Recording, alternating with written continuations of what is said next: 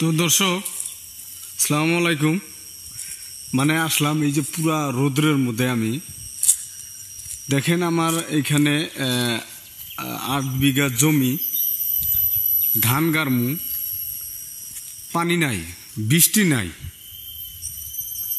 হাল মারমু, বৃষ্টি আপনার পানি নাই, পানির কারণে হাল মারবার পারতাছি না আমি। হ্যাঁ, তো কথা হইল যে আল্লাহ কি আমাদের উপরে কি নারাজ হইল নাকি?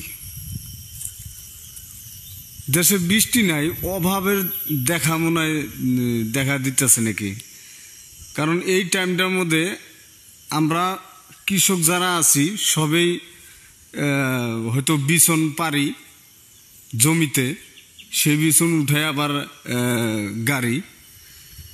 তে কথা হইল যে এই টাইমটার মধ্যে আর কি আমরা কৃষকরা জমিতে মানে ভিড় করিয়া ফেলাই, মানে কে আগে গাড়তে পারে করার পারে। এই টাইমটার মধ্যে সবেরই মানে জমিতে লাইগা পড়ে। তে ঘটনা হয়েছে অ্যাকচুয়ালি মনে হয় আল্লাহ আমাদের উপরে বোধহয় নারাজ হয়েছে, তার থেকে বৃষ্টি নাই দেশে। দেখেন হাজার হাজার জমি এখান থেকে পড়ে আছে, মাটি দেখেন একদম শুকাইয়া মানে কটকটা হয়ে গেছে আর কি। হ্যাঁ, পানি বলতেই নাই। কিভাবে যে এই জমিগুলাতে আমরা ধান গারমু চিন্তা করা পাইতেছি না।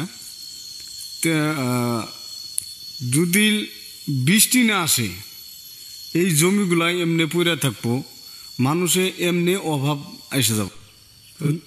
দেখেন এই যে এইটা একটা ঝোড়া, এটা এই যে পাহাড় আছে, এই পাহাড়ের থেকে নাইমা আসছে আর কি ঝোড়াটা। এই ঝোড়াতেই এটা আমরা আমাদের ভাষায় ডোং বলি। এই ডোঙের মধ্যে দেখেন পানি নেই, তাহলে কিভাবে আমরা এই জমিগুলা ধান চাষ করব? হ্যাঁ, তো আমরা তো এখন নিরুপায় দেখতেছি, কারণ পানি না হলে তো আমরা এগুলা চাষ করতে পারবো না বা ধান কাটতে পারবো না। অ্যাকচুয়ালি মানুষের খুব একটা ক্ষতি হয়ে যাব।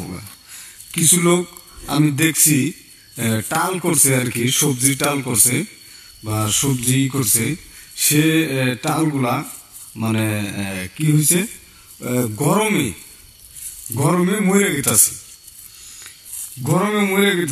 এদিকে ধরেন